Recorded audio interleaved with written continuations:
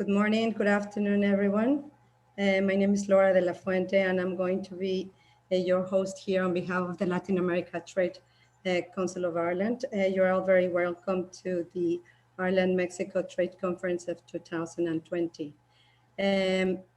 We are going to, well, as I said, my name is Laura de la Fuente. I am member of the Latin America Trade Council of Ireland, and I'm the president of the Global Network of Mexican Professionals here in Ireland.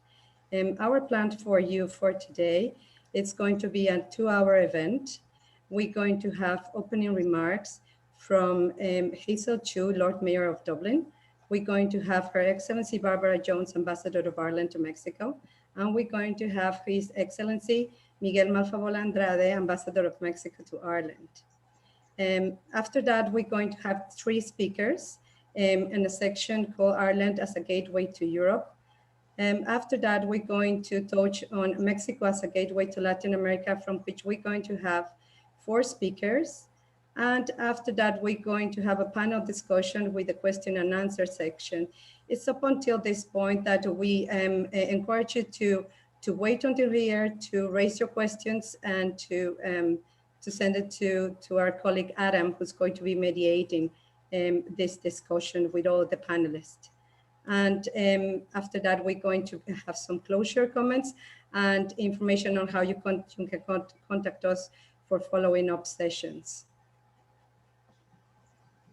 So right now, I would like to welcome Lord Mayor Hazel Chu for her opening remarks. Thank you. Thank you, Laura. Thank you, folks. It's great to see everyone and say hello to all the panelists, the host there, our audience, Her Excellency Barbara Jones and His Excellency Miguel Malvano Andrade. So I'm Hazel Chu. I'm the 352nd Lord Mayor of Dublin City here in Ireland, and I'm delighted to be part of the conference here today. And I think it's great that we have it to look at the relationships between Ireland and Mexico and celebrate those relationships, because there's a lot of crossing over and friendship there, but there's also trade. Mexico is Ireland's trading partner in Latin America. Its bilateral trade comes to, well, I think it was 2.5 billion in 2017. I don't have the figure for 2018 and 19. Someone will of course let me know what those are, I'm sure. But it's increased 5 times in the last decade. So it's a massive benefit to both. I guess for me, there's huge momentum at the moment because of Brexit. Irish companies will need to look for new markets. Because of Donald Trump, because Mexican companies will need to look for new markets. So, but there is the opportunity there across the board, and of course the EU-Mexico free trade agreement as well. But I think from my position as mayor of this great city and talking to all the panelists and audience here, it's also kind of the Irish-Mexican friendship that's been established. There are hundreds of Irish people living in Mexico. There's hundreds living that are Mexicans living in Ireland. And I think there's a shared interest of history, of food, of taste. And it's great to see it established, and it's great to see that continued. And I think for like, at the end of the day, it's about building it as well as we continue to build these momentum, as we show a good shared sense of history and a shared sense of culture and taste. And it's good to know that what both countries can offer, but what we can tie in together. So I think for me, it's to say a big welcome to everyone here, a big thank you to everyone here, and to thank the 2 ambassadors for their friendships and updates, but also to thank them for the collaboration, because at the end of the day, what I've noticed with the 2 countries is the connection, the willingness to collaborate. So I will leave it back to my hosts, and I just want to say a big thank you and lovely to see you all. Thank you. Thank you very much, Lord Hazel Chu, for your welcoming words. Now we have Her Excellency Barbara Jones, Ambassador of Ireland to Mexico. So welcome, Ambassador. Thank you very much, Laura. Lord Mayor, what a great honour to share this virtual platform with you. I'm a great fan of women in leadership. And one of the great things following a great speaker like you, Lord Mayor, is that you make all the points that are so important to make. And having them coming from the leader of our great capital city, it means so much to us here in the embassy team that you would bless this inaugural event on Irish-Mexico relations. It really matters a lot to us. Thank you very much, Lord Mayor. Dear colleagues, it's a great honour to be part of this conversation. Miguel Malfavón, the distinguished ambassador of Mexico to Ireland, is a great friend. And I think that theme of the friendship between Ireland and Mexico, the Lord Mayor has touched on. It bears repeating, Lord Mayor, because in these days of a fractured world and a fragmenting world, we mustn't take any relationship for granted. We must work on the ones that don't work, and we must treasure and value and nurture, and as you said, strengthen those that come so automatically, so easily. Because why? Because of our shared values. And yes, there is shared history, but the shared history shared the values, and the values continue to guide this great friendship. On the trade front, Adam, congratulations on pulling this event together. It's important that we convene those who are active in the space of the commercial relations, as well as the cultural relations, as well as the political, and shall we say, the family-to-family relations. It's a lovely integrated Oaxacan tapestry of friendship that unites us across this Irish Sea. This great Atlantic Ocean, which becomes, shall we say, a way which brought us together originally and no longer separates us.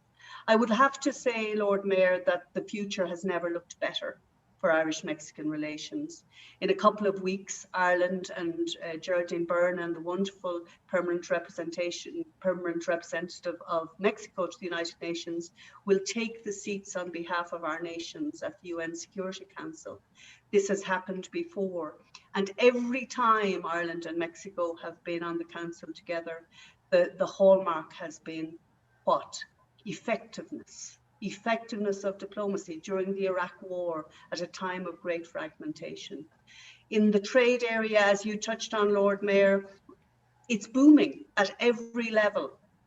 I say this with great respect to our friends in Canada, but Ireland's trade with Mexico is larger than it is with Canada. And that's a little known fact. Mexico is a mature, singularly important market for Ireland in the world, one of our largest trading partners. So for those, as you say, Lord Mayor, who are looking for a hedge against a Brexit wallop or shock that we're about to have, one way or the other, and hopefully through the great work, we will have a stable Brexit scenario. But here in Mexico and in Latin America, there is both welcome and opportunity for win-win relations. Ireland doesn't come as carpetbaggers. We come to develop the friendship, and the work that Laura and her network are doing, the Irish-Mexican Chamber of Commerce are doing, Miguel is doing, my team are doing, is to create in any way we can platforms for every single one of the stakeholders from the trade and the investment community who are on this call this morning. I would say, Lord Mayor and Miguel, we want the trade and investment community to challenge us if we're not helping you to create wealth for your companies and your investors and your employees and the communities in which you work to build strong communities. We're not really fulfilling our mandate. And that is so important in the context of COVID-19. But we have a great framework. We have the US and NAFTA 2 about to come into place. And Ireland and many other European countries are now pressing the European Commission services to complete the finalization of the legal text so that the new EU-Mexico trade agreement comes into place as quickly as possible. And what that new trade agreement does, it basically erases tariffs from the conversation in a way that is going to be transformative. If we're already at 2.9 billion euros in trade in goods and services, I don't think we're far off 6 billion in 4 or 5 years.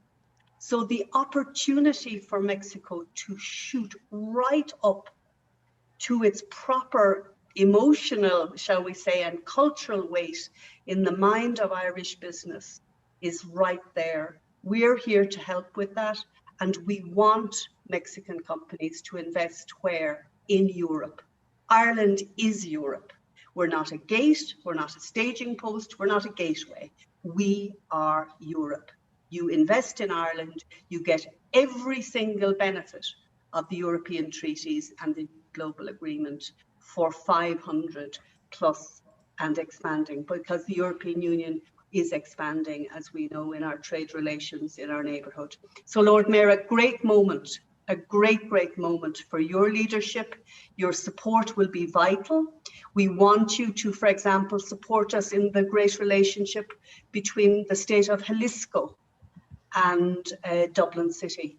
An agreement that was signed. We're having a conversation, and I will on Thursday around that, and I will pass on your good wishes. Tech, creative capital, major work going on in the University of Guadalajara, fantastic work in Dublin, a really leading city. And we'll need your help and guidance, Lord Mayor, and support for that as well. So thank you very much, Adam. I'm sorry I went on, but this is my favorite subject and my favorite country after any other country in the world. It's an amazing platform you've created. Thank you all so much, Laura and Adam. Thank you. Thank you so much, Ambassador Jones, for your kind and wonderful words.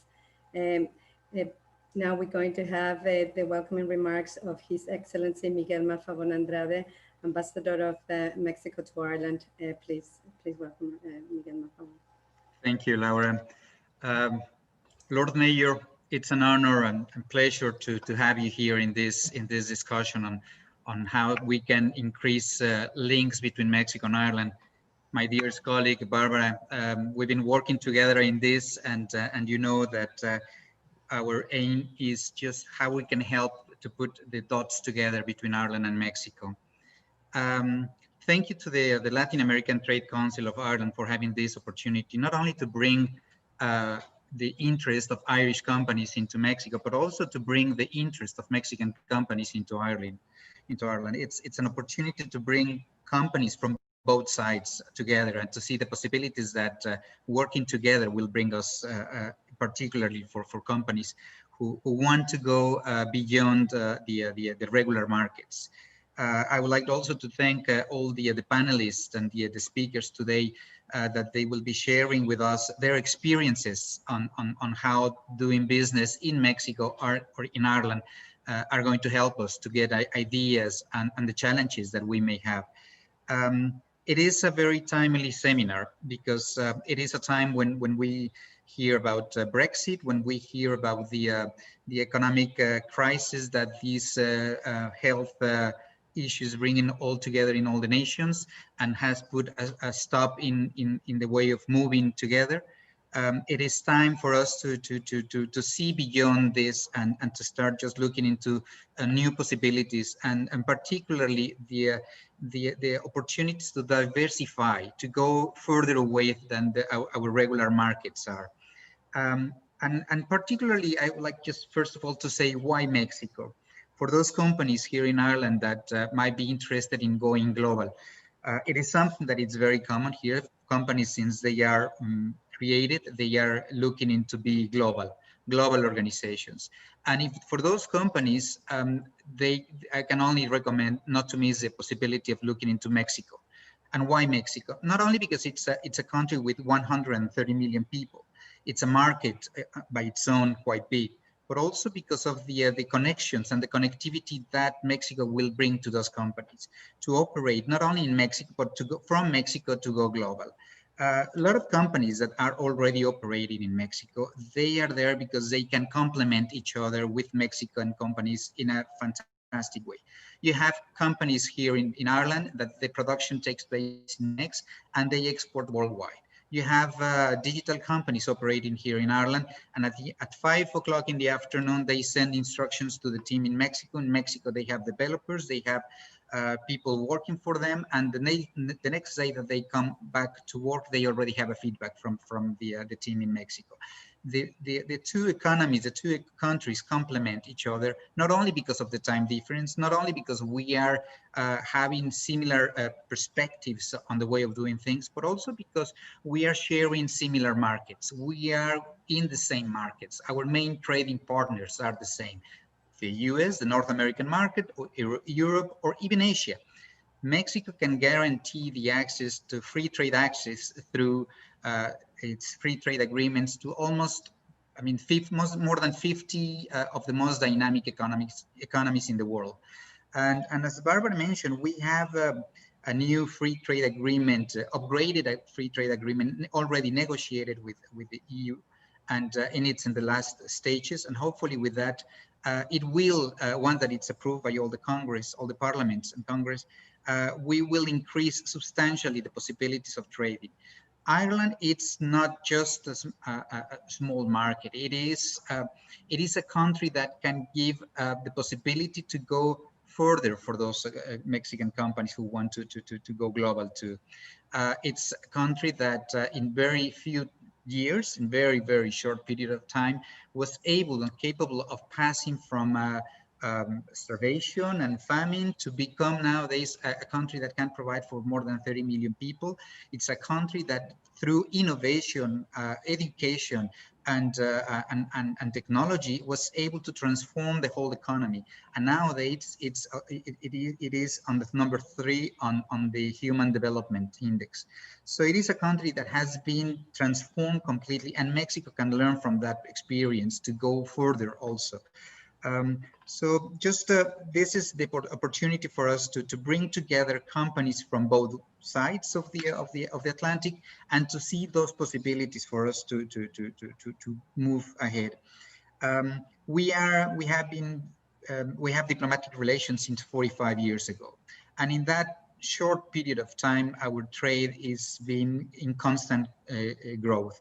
As Laura and Lord Mayor mentioned, our trade is 2.5, 2.9, depending if you consider services, billion euros per year.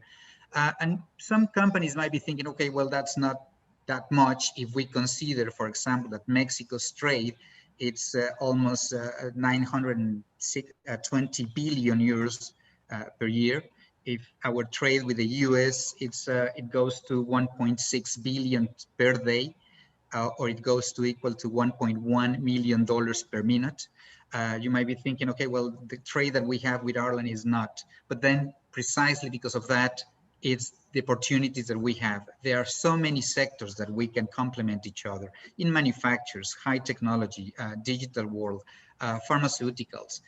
There are a vast variety of sectors, manufacturing particularly, that we can just work together and go and produce for the worldwide, for all the other countries that might need our production.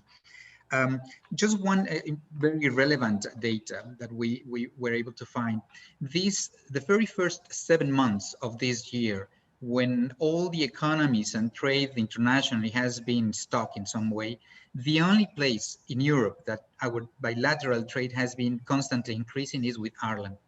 So it shows the possibility that that Ireland-Mexican trading can provide for companies. It's the only country where trade has been growing during the last 7 months. So it is a possibility, is just for us to go there. Mexico is the number 12, number 13 largest economic partner, trading partner to Ireland, but Ireland is also our 7th largest trading partner within the European Union. This is a possibility for us to go stronger and to go beyond our regular markets. So we will be very happy to continue discussing with both Mexican companies, but also Irish companies who might want to complement their production, to want to go global. Just to give us a call, and we will be very happy to work with you and to try to provide you with the contacts that can help you to find the right solution for your company to grow. thank you once again for everyone to listen to us. Thank you. Thank you so much, Ambassador Malfavón, for your wonderful words. Now we're going to have the first section of our conference is the Ireland as a Gateway to Europe. Our first speaker is Patrick Daly. Patrick Daly is a CEO and founder of Alba Logistics, and he's also chair of the Latin America Trade Council. Welcome, Patrick. Thank you, Laura. It's an honor to be here with you all today. I see there's, 140 people online at the moment. It's a tremendous turnout. And thanks to Laura, to Adam, and to Jen, particularly for all their hard work in putting this event together today. Good afternoon to everybody else, or good morning, buenos días a los asistentes de México. Están muy bienvenidos aquí hoy. Thank you again to the ambassadors, ladies and gentlemen. So today I wanted to talk to you about Ireland-Mexico trade, and I wanted more than to give you a statistical or analytical set of figures, to maybe to give you a strategic, set it in its strategic context.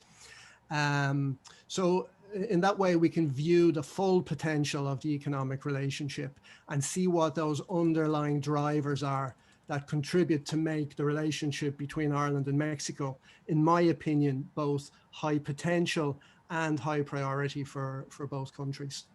So, as has already been said, the volume of two-way trade between Ireland and Mexico at the moment is somewhere in the ballpark just short of 3 billion euros per annum. And that's increased probably threefold since around 2011. We know that the EU-Mexico trade deal was agreed in 2018, and that passed its last hurdle in the process of legal scrubbing in April 2020.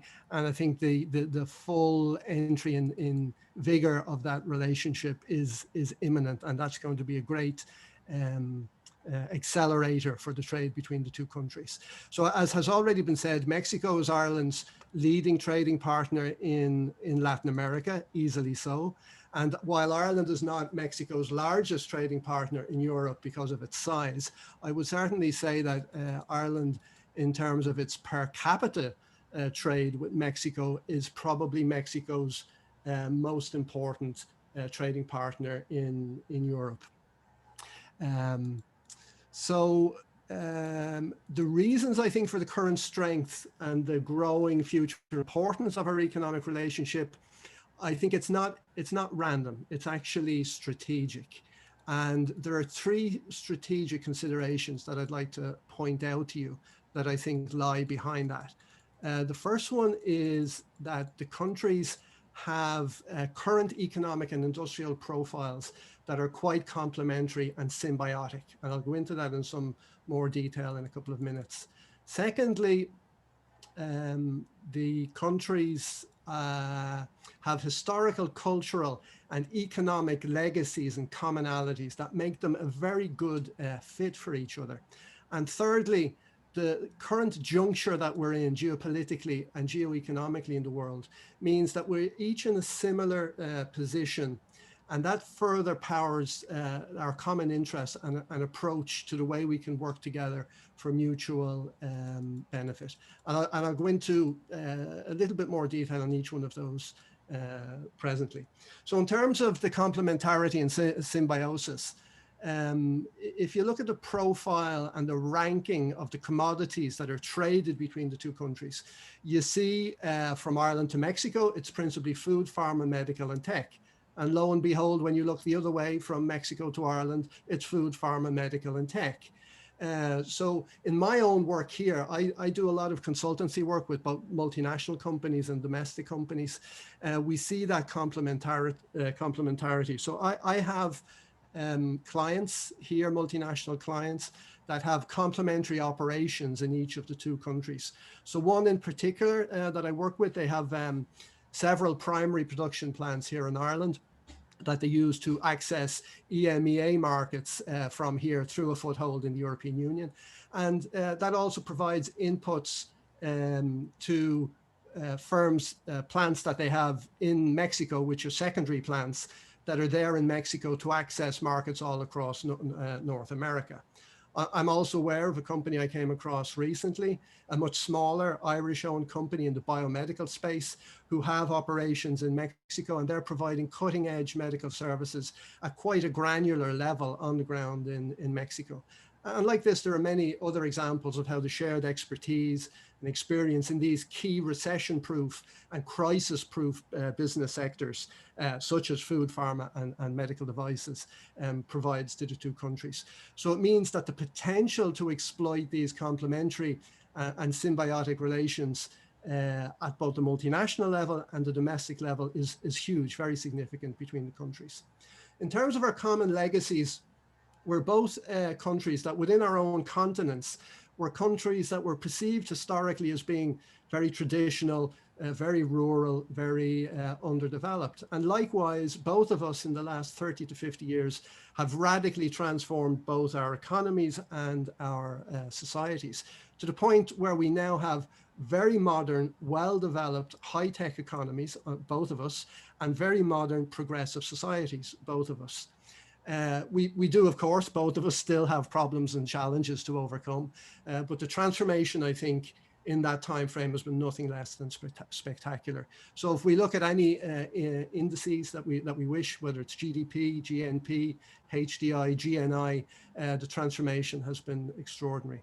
Also, both countries have a long, complex colonial past, and that's driven quite a complex search and struggle for identity, for sovereignty, and for recognition on the world stage. So for Mexico, the colonial power, as we know, was Spain, and for Ireland, it was England. And that colonial past, I think, has given us both a very mixed cultural background. And I believe that that's actually a positive thing, because it makes us both so adaptable, so flexible, and so gregarious as people. And these are just the kind of qualities that we need in open trading economies that will help us to prosper and to thrive in a global economy like the one we have. So I think the experience as well of colonization has also left us with a great legacy of fluency in two of the world's great global languages, Spanish for Mexico and English for Ireland, that facilitate our ability to interact and to do business all around the world. The third strategic leg of the argument, if you like, that I'm putting to you today is that the two countries find themselves in remarkably similar situations at this juncture. So we're both faced with a large neighbor, traditionally our largest trading partner, the UK for Ireland and the US for Mexico, whose own internal political and economic conditions mean that we now need to rapidly diversify our trading relationships with other partners in our regions and globally to ensure our future prosperity. And likewise, both of us are going to continue to be, regardless of what our large next door neighbors do, we're going to be key members of significant trading blocs that provide great opportunities to push this diversification agenda forward for both of us. And that's our membership of the EU in the case of Ireland, as Ambassador Jones already highlighted. And in the case of Mexico, that's its membership of the US Mexico-Canada agreement, which was formerly NAFTA, and the Pacific Alliance, which is very important that we mustn't forget either, that Mexico is a prominent member of. So our membership of these bodies, our economic complementarity, our common historical experience mean, I think, that we're ideal partners for each other as bridgeheads to access these free trade areas that we're both members of. And this applies equally to looking at each other as sources of imported supplies, as destinations for export markets, or as locations in which to invest directly in each other's territories, whether that be in manufacturing, in distribution, in R&D, or other economic activities. And just in terms of foreign direct investment, both of us are already major recipients of foreign direct investments because of our strategic economic positioning in the trade blocs. We both receive something in the ballpark of $30 billion per annum in FDI. In Mexico, each year there are some 600 greenfield investments, and that has been constant over recent years, mostly from the US, Spain and Canada. And then in our case in Ireland, we have an excess of 200 greenfield investments per annum, mostly from the US as well, but also Japan, the UK, and Germany. But I think there's great opportunity for us to be investors in each other's economy. And there are some examples of that, but I think we can do a lot more. So then maybe to conclude and to look to the future, I think for these three strategic reasons that I set out, I think the future of the Mexico-Ireland economic relationship is very bright indeed. There are challenges, logistical, financial, cultural, and so on, but I think the opportunities far outweigh the challenges. And I think the opportunities lie across the board in the import and export sphere, as well as in direct investment. I like to think of these things, import, export, and investment, as simply an economic continuum. And we can be at different points on that continuum at different moments in the development of the economic relationship that we have with each other, or that companies have with each country, and so on. So I think this furthering of those links and connections can't be anything but beneficial for both Mexico and for Ireland. And just bear in mind, today we're up to 145 people on here at the moment. Over 260 have registered for this event. They come from businesses large and small in both Mexico and Ireland. And the organizers of the event, the guys will be following up actively with you. So I would invite you and encourage you to take full advantage of this opportunity. Reach out, make contact, ask for help, get something going. And I wish you all the very best in your endeavors. Thank you very much for your attention. Thank you very much, Patrick, for this wonderful overview of the Irish and Mexican trade. Now I would like to welcome Diego Milán Peniche. He is the CEO of the Tequila Cocula, Mexico, and he's going to talk to us on his experience on how to control a global operation from a medium-sized company experience. Welcome, Diego. Hello, all. My name is Diego, as Laura already told you.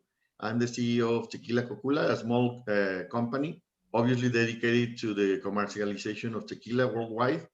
And I'm gonna share you a presentation that I have here. Can you see it? We don't see yet the presentation. Now we see it. All right. Well, as I told you, we are a small, medium-sized company. We are based in Guadalajara, Mexico. Guadalajara is in the state of Jalisco, which is the root of the tequila state. So we have been doing global business 5 years ago. Our first option obviously was the United States, but we also have operations in Colombia. And our gates to Europe, we were planning to do it through Germany, but now we have this opportunity in Ireland, which we are considering. So what's about our project or our products? We try to do the tequila as it was done 200 years ago with the handcrafted process. We have passion for quality, and we respect all the procedures that needs to be done for a high quality tequila. The tequila has grown a lot lately. I'm going to talk about that afterwards in the world. So this has been positive for the industry, and it has been great for Mexico, but not very good for the product, because with so many competitors, some of them are trying to lower costs, and they are industrializing the process. Some of them have very poor quality tequilas. They induce the fermentation, they use chemicals, and all these things go directly to the taste. So in my experience through the world, when you talk about tequila to some people, they say, oh no, tequila is horrible. I drank it when I was in college and I had a headache and the worst hangover ever. But then when you talk to them and you make them try our tequila, it's very funny that they say, this is not tequila. And then I love to tell them, no, what you had in college is not tequila. You're having something very bad. So doing the things right, it's opening a lot of doors to us, a lot of opportunities, but it also requires a lot of conviction and tell people how it is and taste, make them taste the product and know our process and everything. So it's not that I say everything that I just told you. We have been awarded several times in contests. The most relevant, for instance, we were granted by the Forbes magazine with a mention as the best premium tequila in the world. So we are very proud of it, and we are keep working on that to keep the quality for that, and we are proud of it. Also, Tequila Spectator, which is a US entity, a nonprofit, they honor us with the gold medal in blind test. What's a blind test? Tasting. So you, the panel or the judges, they just taste the product. They don't know what it is, and by the characteristics of the product, they put some qualifications. We were granted with the first place. So we are convinced that we are doing things right. Okay, so it's difficult to sell this kind of product in Mexico because of the prices we have been dealing with for the last years, and also because the alcoholic beverage taxes combined with the value-added tax comes up to 77.48%. So this is one of the highest in the world. And instead, in some other countries in the first world, especially in Japan, Australia, New Zealand, Europe, and the US and Canada, these taxes are not that high. So that's why we turn around our heads to do operations offshore, with the complication that we were a small company. So there's a lot of challenges on this, but also a lot of opportunities. Just to give you some heads up, the USA consumes 94% of the total 100% agave tequila. So it's like there's where we should do, and therefore we should try to do business. But on the other hand, almost all of the 3,000 tequila companies in the world has operations or some presence there. Therefore, you have to choose your battles and see if you want to participate on that market, or if you want to be exclusive there, or if you want to turn around to the rest of the world. If we take out the US of the equation, meaning just looking at the 6% remaining, Canada consumes 26%. And here's the interesting thing about Ireland. United Kingdom consumes 22% of the total agave, 100% agave tequila in the world. We don't have presence in Europe yet, but we are looking forward to do it. And I put the flag of Colombia there because we have operation in Colombia. Colombia is very similar to Mexico in a lot of things, not only on the language, but in the culture and the way to see life and a lot of stuff. So we have been doing good in Colombia. Some more data, tequila sales has increased a lot during the last 15 years. And it went from 20 million liters per year to 107 million liters. So that's a huge growth with a lot of opportunities, as I mentioned. Obviously, in every year, we have having a double-digit growth. And Europe consumes approximately 8.7% of the 100% agave tequila in the world. The United Kingdom, taking just Europe on the equation, is 29%. And as far as Ireland is only 0.03%, I like to see this as a half glass empty or half glass full opportunity. And I like to see it as a half glass full because there are a lot of similarities between Irish and Mexican people. We both like party. We both like to drink with friends and going outside. I mean, the pubs are commonly known worldwide in Europe. And also it's a good way to gather with social and friends and everything.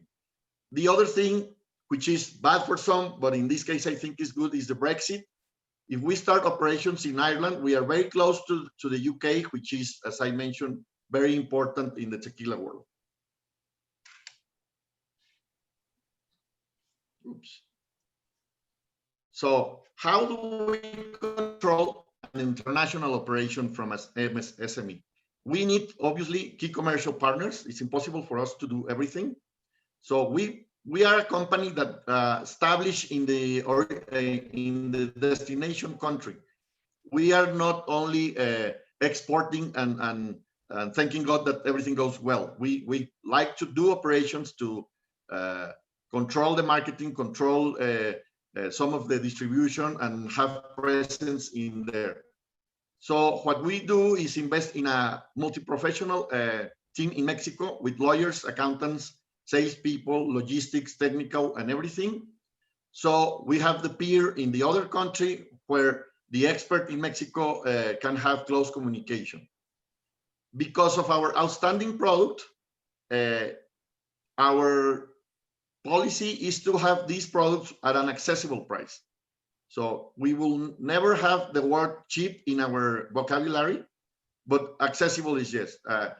Most of the premium tequilas goes from $1,000 to $3,000 per bottle until actually the most expensive bottle in the world is a tequila, and is only $3 million per one bottle. So we are participating in that market. We are trying to reach common people, especially with the Blanco or Silver and the Reposado, which are very accessible prices. Per glass, in most of the countries, this goes from $10 to $15, which is around from 8 to 13 euros, which I think is average. So you can get access to a very good product with an accessible amount of dollars, and that will create that the customer returns to us. If somebody for experience goes and tries a tequila of $200, it probably will be amazing, but it will be hard for that consumer to return, at least not on the overall or in the mass.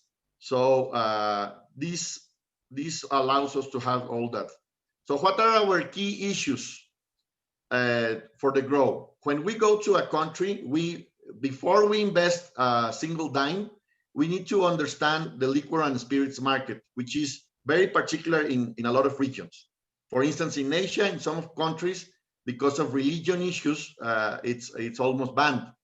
And in the regions that are not banned because there are tourists, there is a lot of regulations. Also, we need to define a business model through distributors, direct sales, and we create subsidiaries, as I mentioned before. Part of the success of our model is to have operations in the destination country. So we need to learn the culture, we need to learn the taxes, we need to learn the legal issues, and that's a huge challenge, but also give us access to higher margins from a financial standpoint. We also deeply investigate excise duties or alcohol taxes, what kind of barriers there are, permissions, licenses, everything. We seek for possible partners.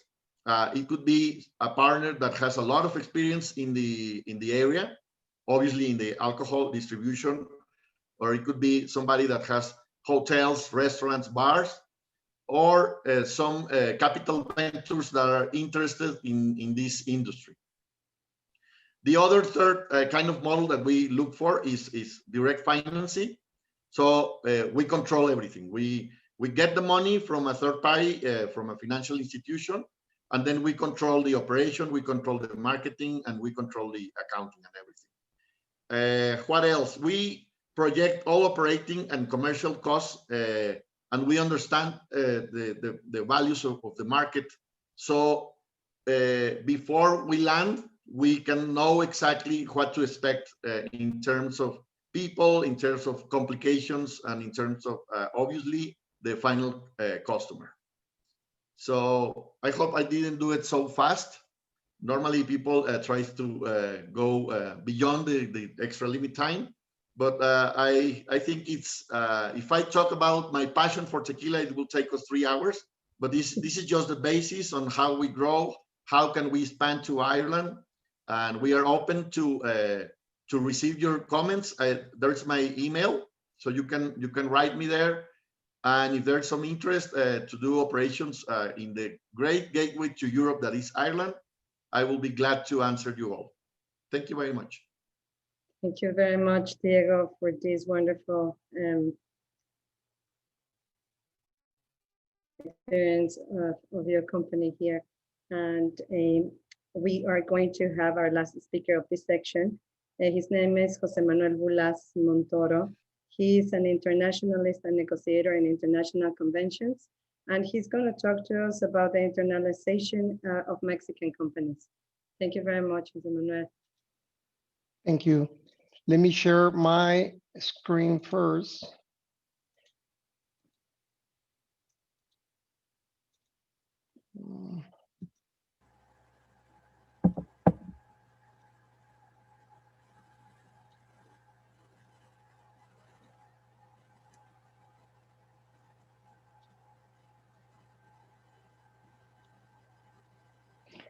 Good morning, good afternoon.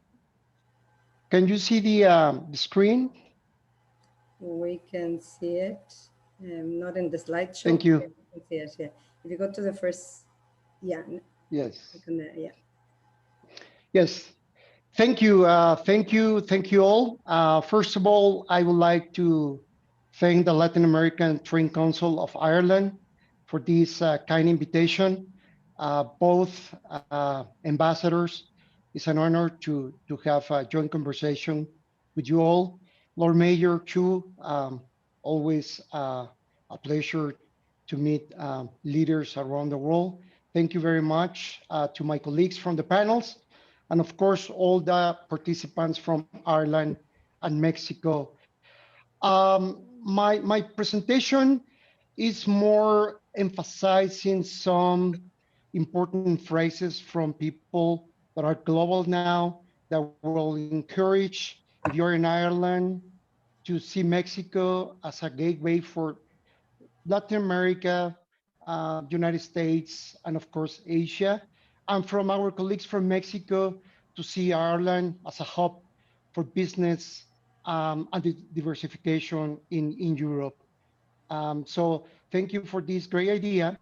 So I'm going to share a few thoughts from colleagues from all over the world and a few recaps. So I encourage you to become global, international, and enjoy Ireland and Mexico as your next destinations. So my first slide goes to why to become international. Not just because of the pandemic challenges that we are all facing, but also to see the future, and the future is now.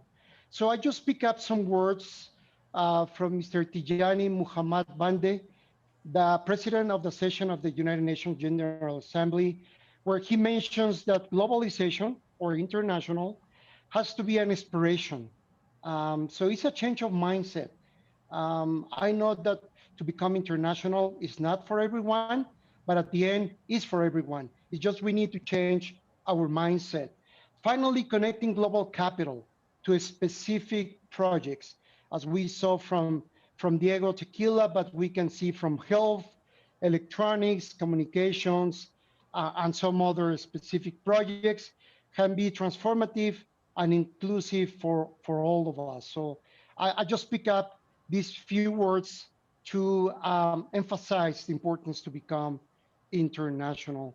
Another experience from Larry Fink is about new markets and competitive advantage. New markets like in Ireland, Europe, Mexico, Latin America, United States, give our business a new perspective of reactivation of the economy, not just at the local level, at the state level, but also at the international level. So we are part of the solution at the global level. Another experience from Jethro Lloyd, he is a former CEO of iLab, and I think my colleagues will go deeper into this reflection. Is about significant research. Um, from small things from Ireland, from Mexico, from other countries, what is the price of the rent of an apartment? What is the price to rent a car and to go from easy, normal things to things like our fiscal framework, legal framework, is always important, and you will find through the Latin American Trade Council and colleagues among this conversation a lot of expertise. So touch base with them is always a good investment to do a significant research. And Lois said, you must understand the direction of the new city. The cities create momentum. So always we have to be in the cities with big momentum. And I think Dublin and Mexico gives you that perspective. Another saying from experts that goes globally is Fred Hastings, former CEO of Netflix. Um, Talent is always scarce at the local level, but it's always plenty at the international level.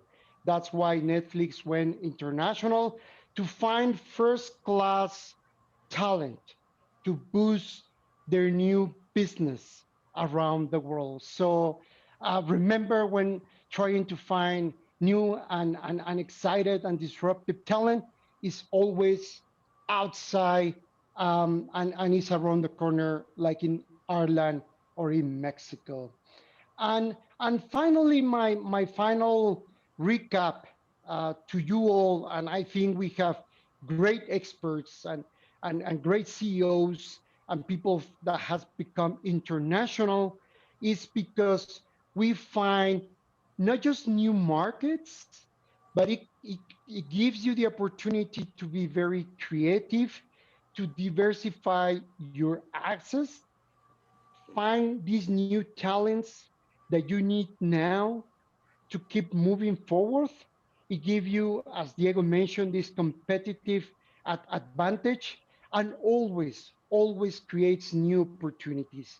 So if you are thinking to find new markets, new partners, new capital, new talents, please think about Ireland, Mexico, to create these bridges around the world. I will be more than happy to answer and to keep this further conversation. I know that we all are very excited to be in this great event. Very excited to see how many participants are connected so far. And again, thank you very much for sharing. I wanted to be very brief, but just to be very focused to emphasize the importance to become international, and keep in mind, Ireland and Mexico are your best shots. Thank you very much to you, and go back to you, Laura. Thank you very much, Jose Manuel. This is very insightful and straight to the point indeed. So now we're going to reach the point where we're going to go to the next section.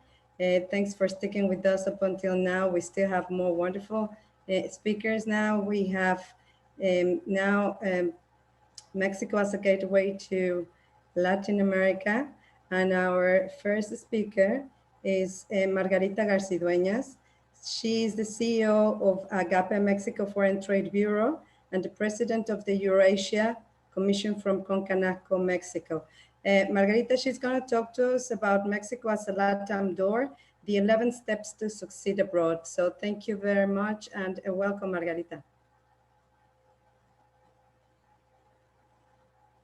You are muted. Yes. You're good morning, good afternoon, everybody. Thank you very much for this space. I'm very honored. I'm very excited to be here with all of you. Let me share my screen. Can you tell me if it is visible, please? We can tell you. Now it is visible and it's full screen. Okay, right? Thank you. Yeah, first of all, one very important thing I want to say here is that let me congratulate you all, because in crisis times, most of people is thinking in contraction, in not going beyond what the situation is currently. However, as Peter Drucker used to say, the best way to predict the future is to create the future. It is not a passive position. We need to go further, to find our purpose in life. Because let's remember that business is not only about the financial stuff, but our own growth. So thank you very much for this opportunity, and Ambassador Miguel and Ambassador Barbara. So just let me know if it is visible now. Okay. Yeah, it is all good, Margarita. You're good to go. Okay, thank you. So one of the most important things that I want to share here with you, besides what Mr. Ambassador already said and some of our my colleagues said, whenever you are already in front of a challenge that you decide, okay, it is a crisis time, which it is huge opportunity to grow. What else? I need to, once I made the decision on investing, on going international, I have almost 200 countries from where to choose. So where should I start? Let's see what is Mexico having to offer people and companies. Let's take a look. Mexico is the number 14 largest country in the world in terms of territory and 11 in terms of population. It has more than 70% market share in some sectors, very key sectors in Latin America, that is aerospace, automotive, electronics, and information technologies. And another very important information is that in Mexico, more than 50% of population is in age of working, economically active. Let's see what are some of the reasons why Mexico might be a very good idea for as a gateway to LATAM market. As Mrs. Barbara Jones said, yes, when you think about Ireland, you don't think just about Ireland, but you think Ireland, you think about Europe. It's the same case for Mexico, and that is what united us. We are very similar because also when you think about Mexico, it's not only Mexico, it's all Latin America, because we have 7 advantages I want to share with you. First of all, is that we have a great location. Mexico location is very key because it can access, it provides us connection to the north, the south, even for a Caribbean region. So a strategic location is very important, and that is why a lot of international companies utilize Mexico as a hub for distribution to Central America, and even for Colombia, for and other countries, for Peru, especially in the very south of the north. So second reason is because Mexico has a very robust infrastructure. What it means, this infrastructure is because we have the connections for in both by sea freight, by land freight, multimodal, that is train, truck, etc. combination. Number 3, because it has more than 32 international agreements for commercial, for bilateral trade, and it makes easier, and it has some preferences in terms of trade. Number 4, because it considers international investment protection for their partners, having more than 30 international treaties for that purpose. Number 5, because we in Mexico, as Diego said, we share a similar business culture. It's not only the language, but the business culture facilitates the interchange that we do amongst us. Number 6, Mexico is the 15th largest FDI recipient all over the world as an overall, and number 9 for manufacturing. Number 7, if you are going to invest in a country, you need to see not only the current situation, but also you need to see what is the trend, what is going to be the position of that country in the future. And according to Goldman Sachs, Mexico is going to be the number 5 economy by 2050. Let's talk about the relevant sectors and industries. Some of them in Mexico is IT, that already was mentioned by my colleagues. Food and beverage, we eat a lot in Mexico, so you have a wonderful market here if you want to come into this sector. Especially, for example, for agro products, in terms of, you coming to Mexico or doing business with Mexico. Mexico is very important in avocado, papaya, raspberries, lemon, and melon. Okay, those are one of the most important. We have very good position for medical equipment, automotive manufacturers, entertainment. For example, Cinépolis in Mexico has gone international in a very important manner. FMCG, aerospace, chemicals, manufacturing, and fintech. This is Mexico has the largest hub for aerospace in Latin America. It is located in the Bajío region here. And in fintech, we are number 2 worldwide. And it's very trendy, especially now with this pandemic situation. It is true that some sectors have decreased, nobody denies, but there are some others who have grown, such as pharmaceuticals, information technologies, and some processed food.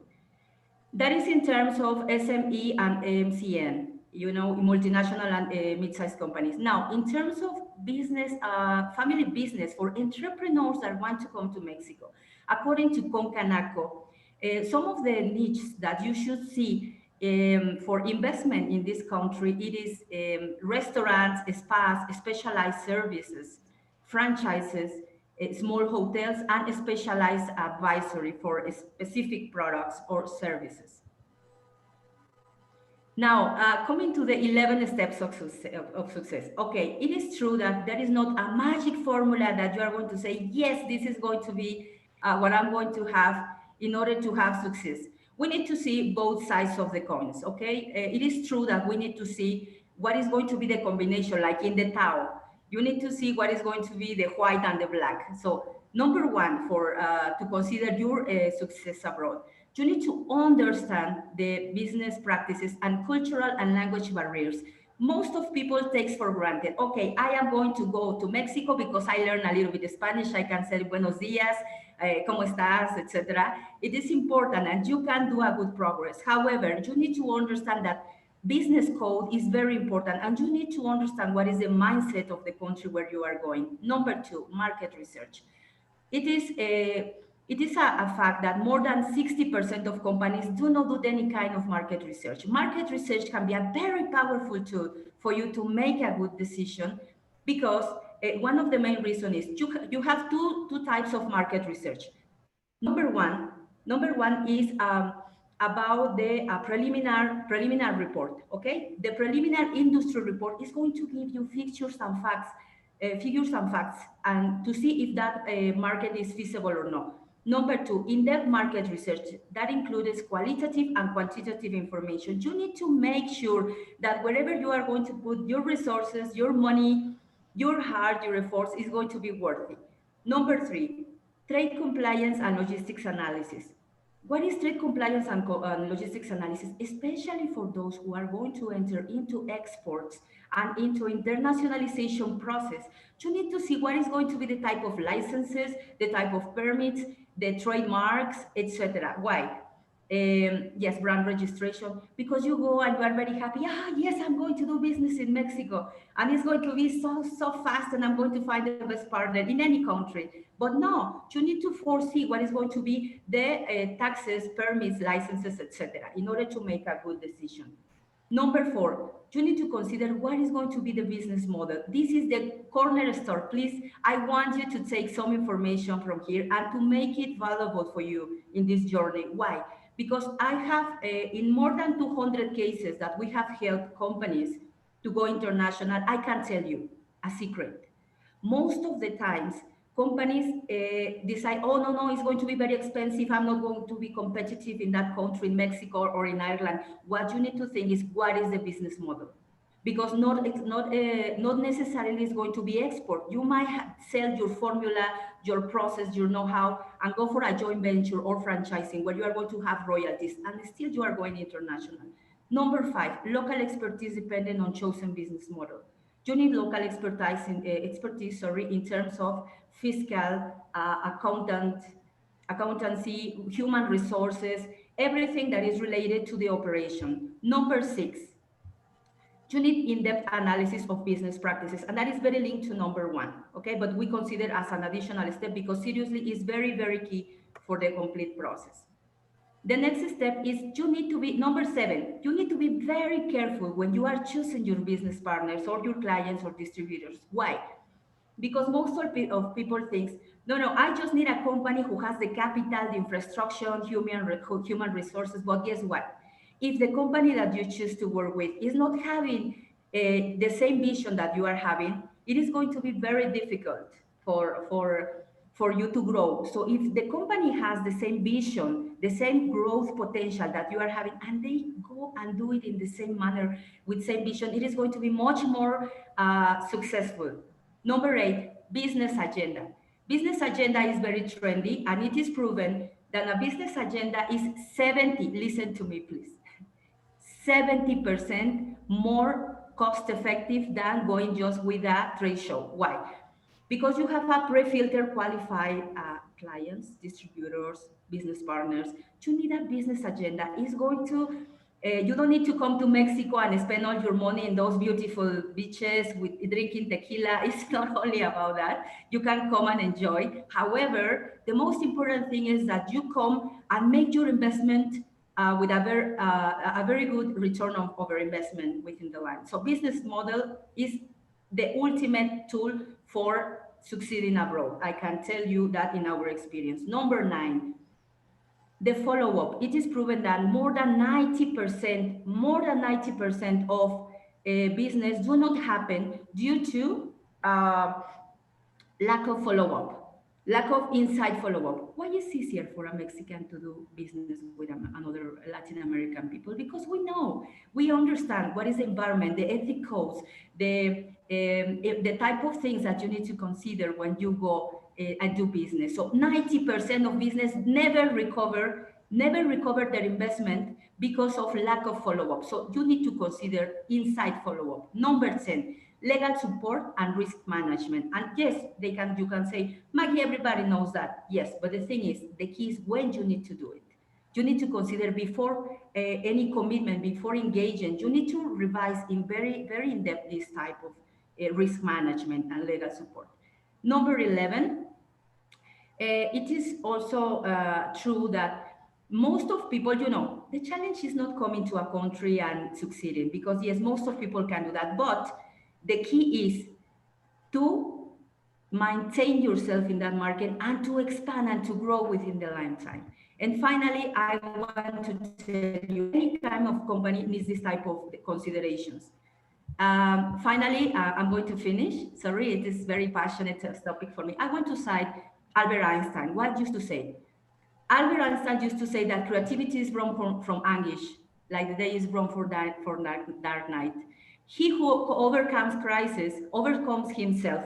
He who blames his failure to a crisis neglects his own talent and is more interested in problems than in solutions. Incompetence is a true crisis. So congratulate you all because you are giving, whenever everybody is thinking in contraction, you are thinking in growth. So I hope we can be of help. Whenever you need any type of advisory for Mexico, for your processes in internationalization, feel free to approach us. We are going to be very happy to share our experiences with you. Thank you very much to everyone. Thank you, Laura. Thank you, sirs. Thank you very much, Margarita, for this very detailed know-how. I think everybody is going to find it very, very insightful. We are going to, and sorry, I just have to mention that we've got you very passionate speakers. So because if the talks take a little bit longer, but they are so wonderful that we cannot even stop you. So thank you very much. We are going to have now next, our next speaker is Luis Cervera. He's the CEO of the Latin American Cereals Institute, and he's going to talk to us now very timely to the role of the middleman when doing business in Mexico. So welcome, Luis. Thank you. It's a great pleasure to be with you all today.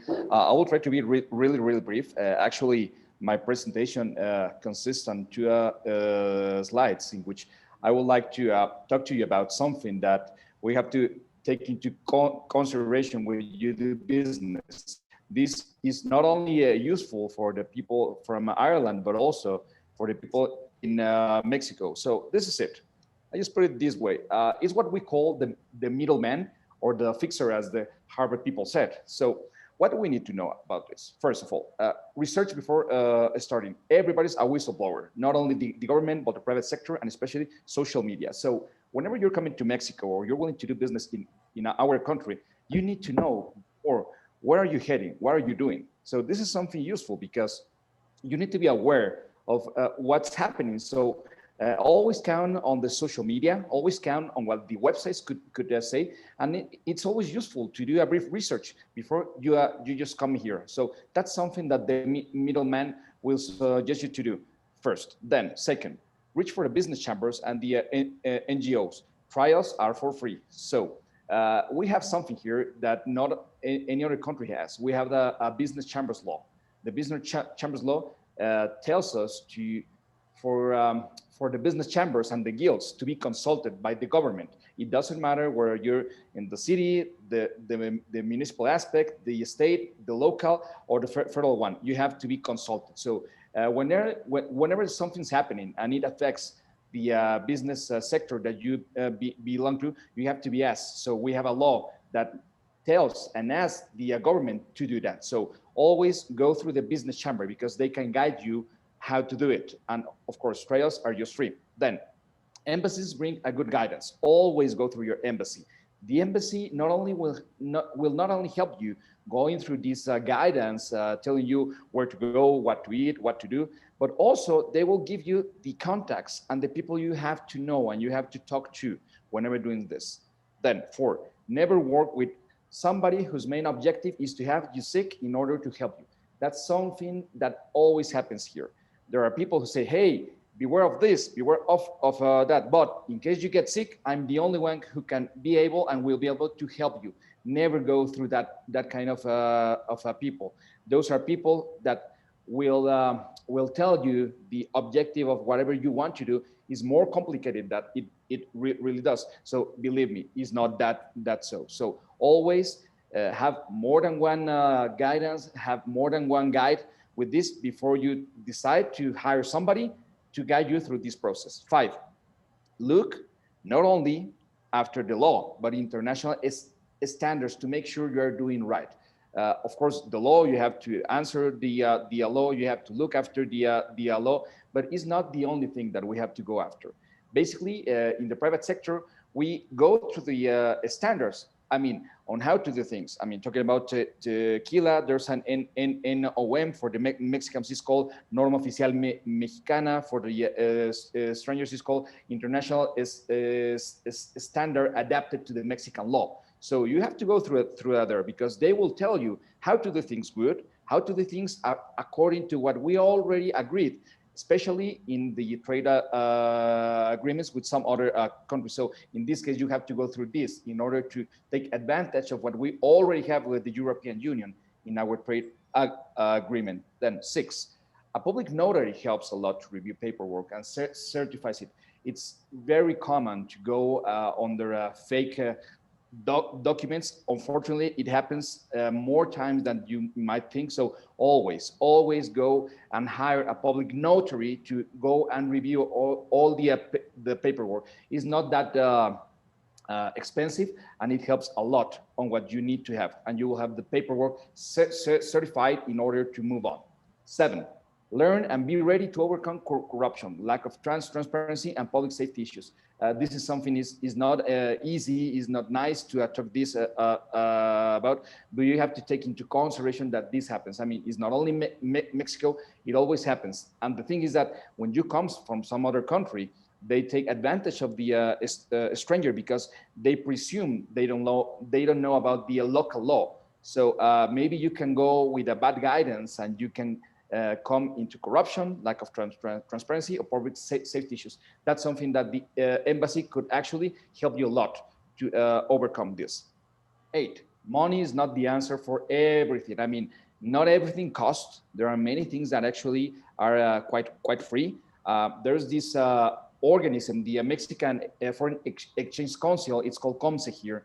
It helps you a lot. I mean, besides the chambers, they help you to go through this guide in order not to think that you have to pay for everything you need to do here. I mean, you have to pay for some things, but not actually everybody costs, and it's not the answer to meaning that you will do things the right way. Then 9, politics. Tone and manner matter when talking to a public officer or public servant. Always have good manners with them. I mean, we have especially we have some lines with the government and the politicians that they think they know. Maybe they know, but most times they don't know. I mean, you're the business people. You know how to produce, you know how to do things well. So always take care and be sure just to have that part of the tone and manner just solved out. The chambers help you with that. We know it is not easy how to deal with the politicians in our country. So maybe going through a business chamber will help you to do this the right way. And finally, 10, never try to impose a system without adapting and understanding the local culture. Join the friend and join the foe. So it's not like, hey, you come to Mexico, drink tequila and eat the same thing we do. No. I mean, respecting your own culture, you have to adapt. I mean, this is the way to say it. Try not to impose the way and the manner you have, not because it's not right. Try to make things the way you see it happens here, because it will make you a lot easier to go through. So this is my declaration for you in order to guide you and help you to overcome this process when you come to Mexico. Eventually, I'll be happy to answer your questions in the following chapter. Again, thank you very much. It's a pleasure to be here with you. Morning to all. Thank you, Luis. I think many people are going to find this very, very useful and very, very real and very honest. So thank you very much. Next, we're going to have Luis Rosano. He's the CEO of the Blue Quark Mexico. And this topic is, I find it very, very interesting. And especially nowadays in the current situation, and he's a man. And the topic is the disruptive mindset to succeed in Mexico. So thank you very much. Welcome, Luis. Hi, Laura. Thank you very much. Now it's going to be very difficult because Luis Cervera right into the point and he was super, the time saving. So I will do it very fast, but I cannot go without saying hi and thanks to you take your time. No. I just save time for you, my friend. So thank you. All my time. I just yield that time to you. Thank you.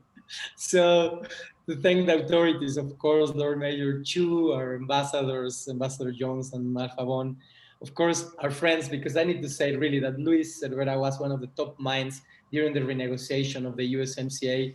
He's hyper knowledgeable. He knows about these forms and manners. He was schooling me, and I thank him because I learned a lot from him at that moment. My dear friend Mark McGuinness, who is the president of the Bilateral Business Council within COMSE of Ireland and Mexico, is a fantastic businessman, very well respected, and I'm so thankful that we are friends. Jose Manuel Bulas, we have fought many fights around the world. He's, representing one of our top companies, CEMEX, organizers and speakers, Patrick, Laura, Adam, Jen, Diego, Maggie, and then, but of course, all our participants, and most especially, I will ask for the count how many women were in these things, because at least for us, the last 20 years, we have obligated ourselves to have 50% of women in every single thing that we have at every level with the exact same pay for the exact same, activity. So I do agree with Lord Mayor Chu on that issue, and I already spent some of my minutes, so I will go to my presentation now.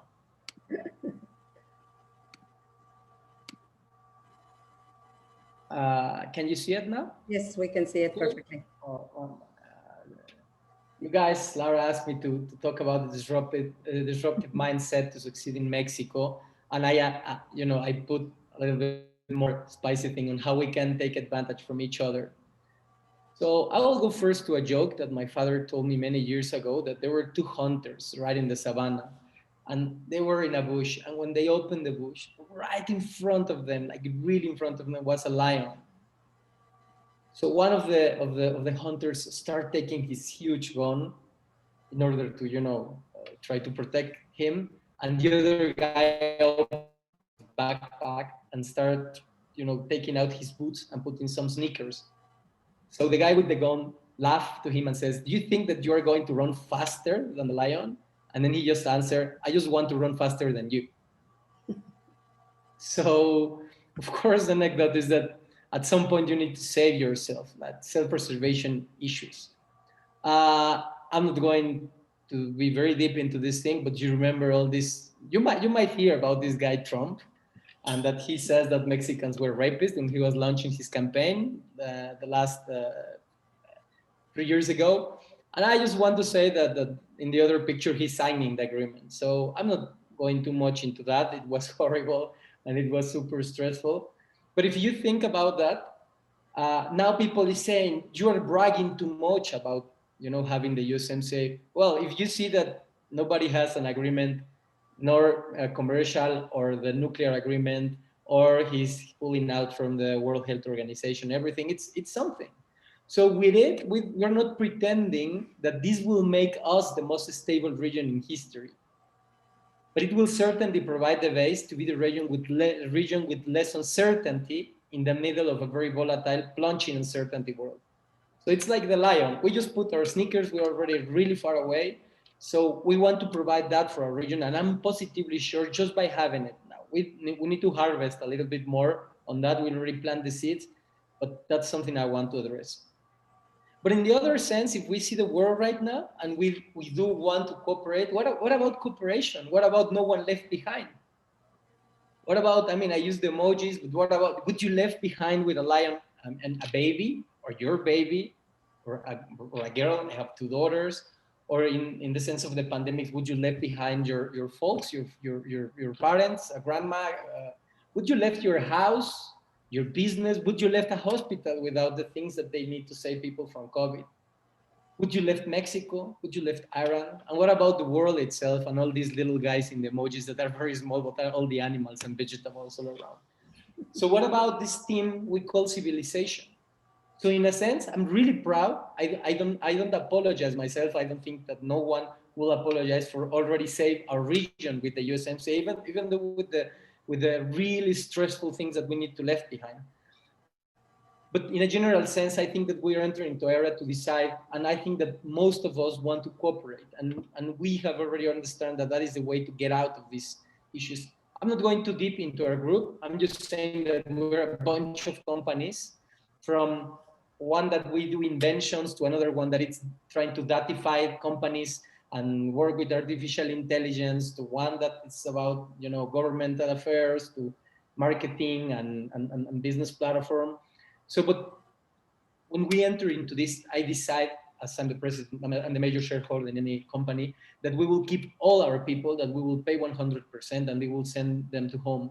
So that means that bankruptcy was just around the corner, like in just 2 months, 3 months. It was so harmful. But then we decide, I was always preventing them to cooperate in the sense that I wanted to keep it clean.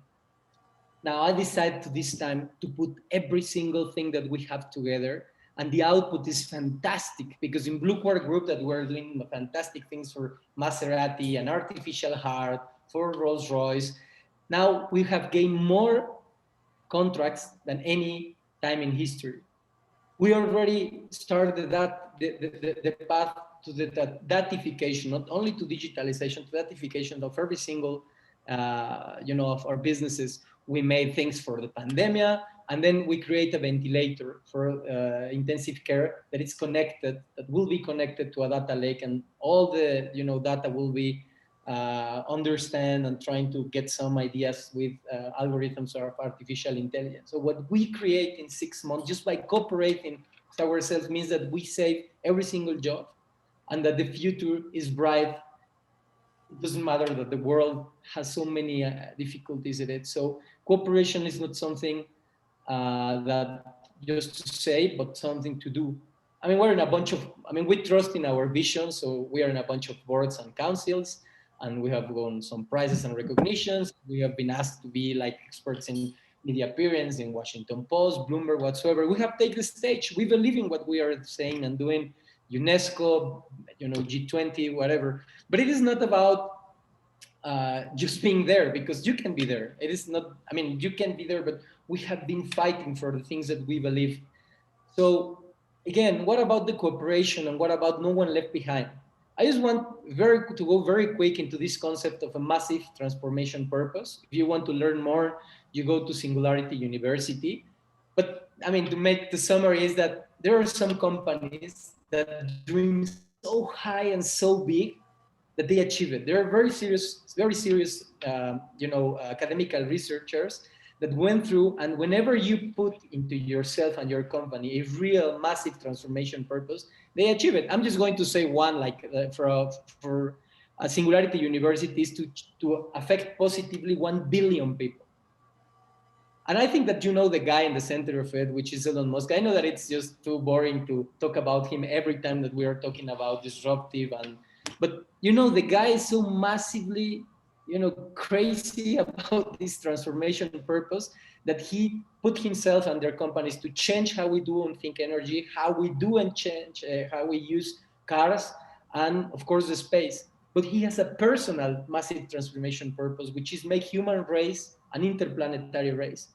And if you see the pictures right on the left, on the right, sorry, I mean, that day for me was fantastic. A guy put people into the space and the rockets came back.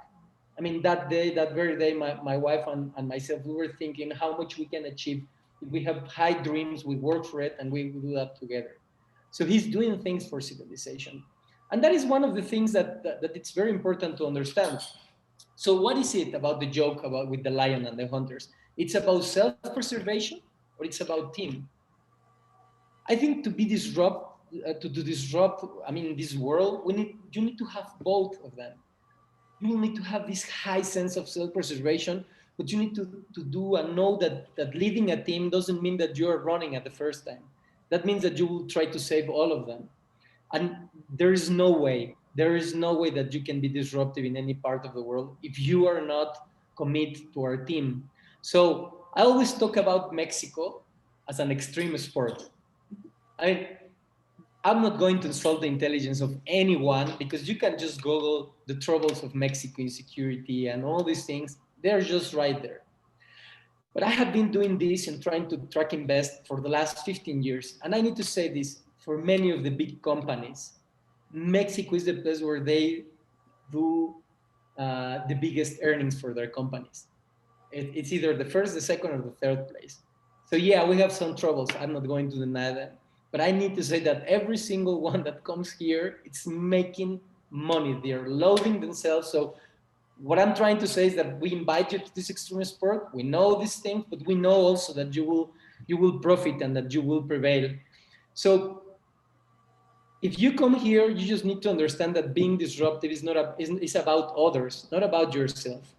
If you're not doing something that looks and feels and it is a proper thing for others, if you are doing things for yourself, I mean, it's okay. It's okay. I mean, I think that we all have, responsibilities in our family, but to disrupt is to think bigger and to think in everybody, not just you. So while the COVID-19 started, we decided to enter into this thing about the ventilator.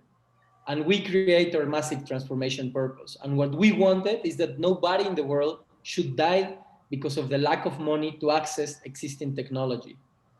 And that's what put us into trying to do something so good and so accessible that everybody in the world can have.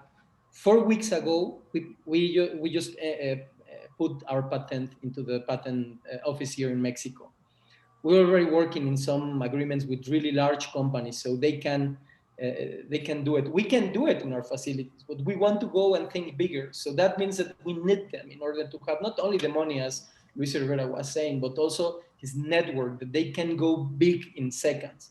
So to be very clear, what we think that our ventilator can do is that it's doing exactly the same as the most advanced ones, but the cost will be at least 10 times less. So the amount of pieces that we have there is, some of them they're going up to 100 to 200. This is just 30, so we can do it almost a plug and play. But I need to say as that one of the things, the catalyst to doing so, and how not to cry now, is that I lost my father just some months ago. And internally, my personal massive transformation purpose was to prevent people to feel the pain that I'm feeling now and that my family is feeling now. So we know that we cannot save everybody and that it already took so long, but it's our dream that this time they can be helped because the technology already exists. So I just want to show you that Mexicans have invented things that are so cool that we're using them all the time. A guy named Camarena, he invented the color TV. Here, so everybody can have more fun. We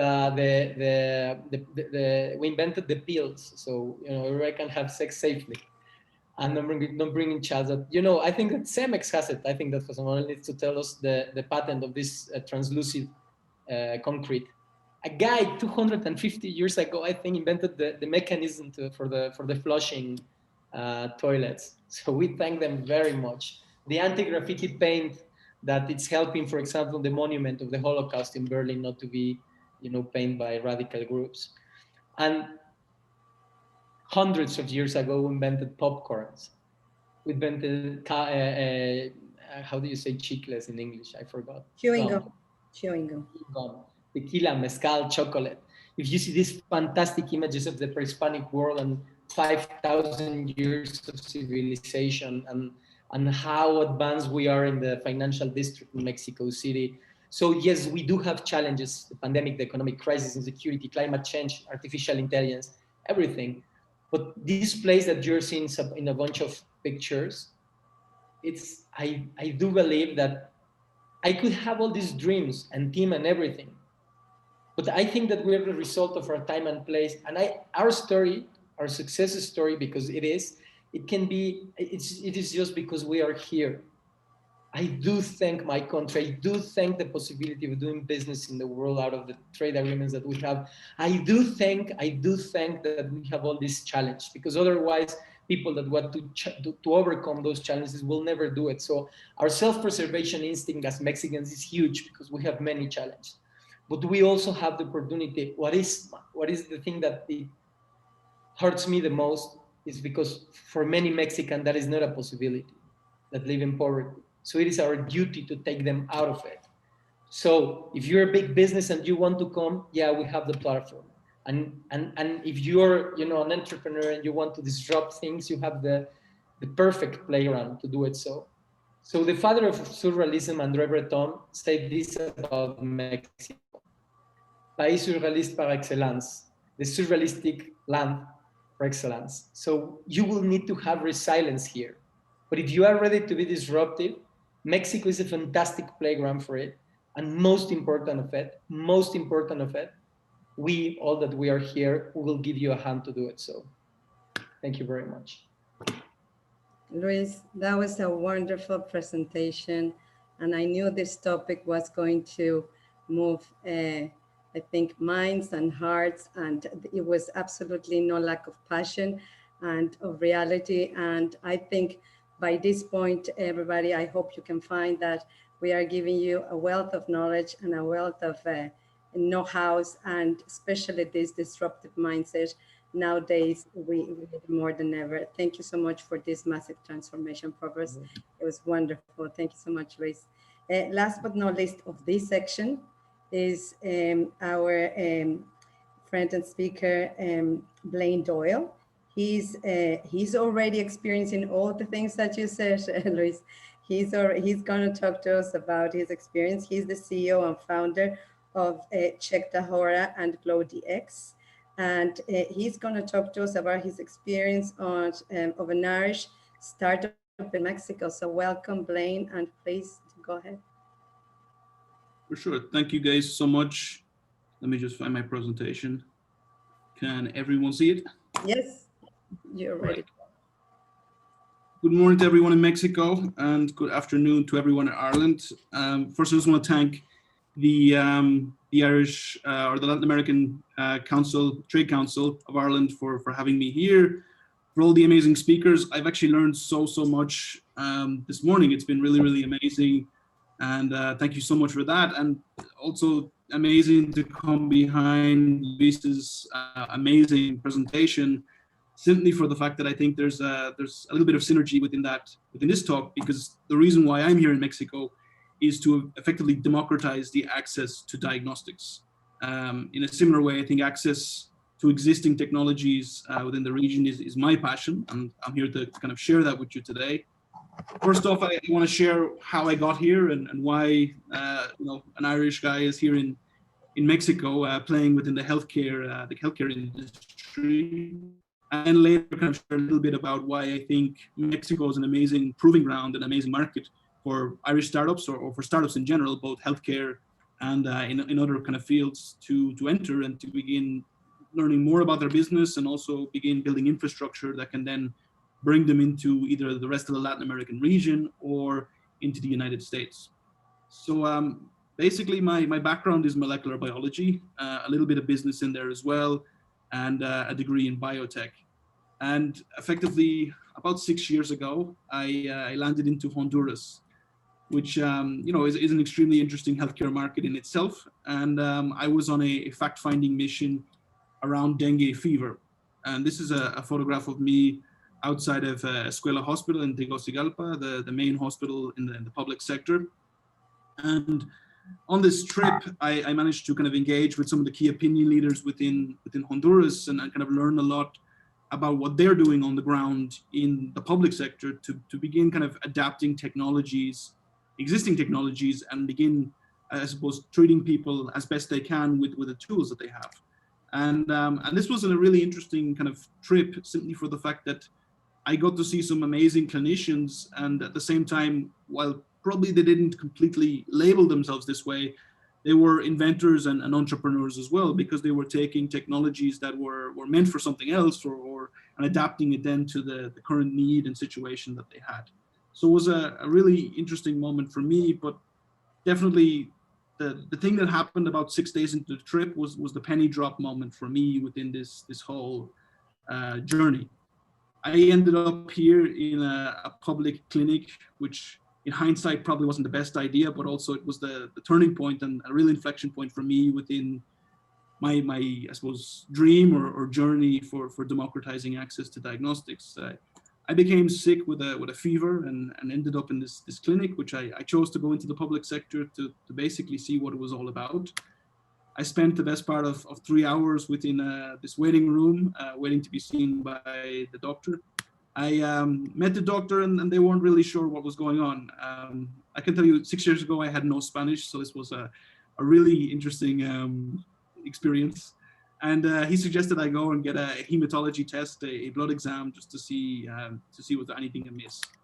And basically I did that. And from this blood exam, we figured out two things.